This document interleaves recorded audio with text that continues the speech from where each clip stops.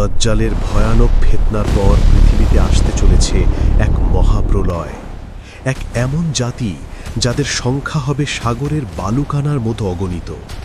তারা মানুষ হলেও তাদের স্বভাব হবে হিংস্র পশুদের চেয়েও ভয়ানক। হাজার হাজার বছর ধরে তারা বন্দী হয়ে আছে এক রহস্যময় প্রাচীন প্রাচীরের পেছনে। মহান সম্রাট জুলকারনাইন লোহা এবং গলিত তামা দিয়ে তৈরি করেছিলেন এই বিশাল আকাশ ছোঁয়া দেয়াল। হাদিসের বর্ণনা অনুযায়ী তারা প্রতিদিন এই দেয়ালটি খুঁড়ছে। সারা দিন হাড় ভাঙা খাটুনির পর যখন তারা ক্লান্ত হয়ে ফিরে যায়, তখন তাদের নেতা বলে, আজকের মতো থাক, কাল এসে বাকিটা শেষ করব। কিন্তু তারা ইনশাল্লাহ বলে না। ফলে পরদিন সকালে এসে দেখে দেয়ালটি আবার আগের মতোই শক্ত আর মজবুত হয়ে গেছে। কিন্তু এই লুকোচুরি চিরকাল চলবে না। যখন আল্লাহর হুকুম হবে, তখন তাদের নেতা বলবে, ইনশাআল্লাহ আগামীকাল আমরা এই দেয়াল ভেদ করব।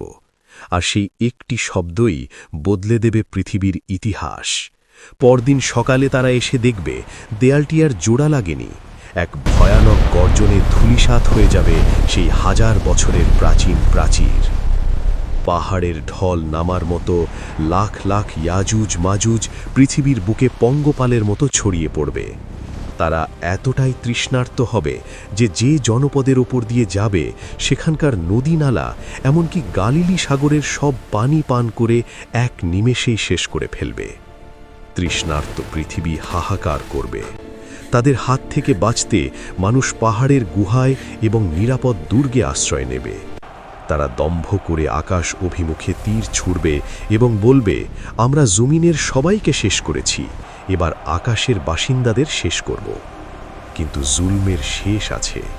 পাহাড়ের চূড়ায় দাঁড়িয়ে যখন ঈসা আলাইহিস সালাম মহান আল্লাহর দরবারে দোয়া করবেন, তখন তাদের ঘাড়ে এক অলৌকিক পোকার আক্রমণ হবে, আর মুহূর্তের মধ্যেই তারা সবাই ধ্বংস হয়ে যাবে।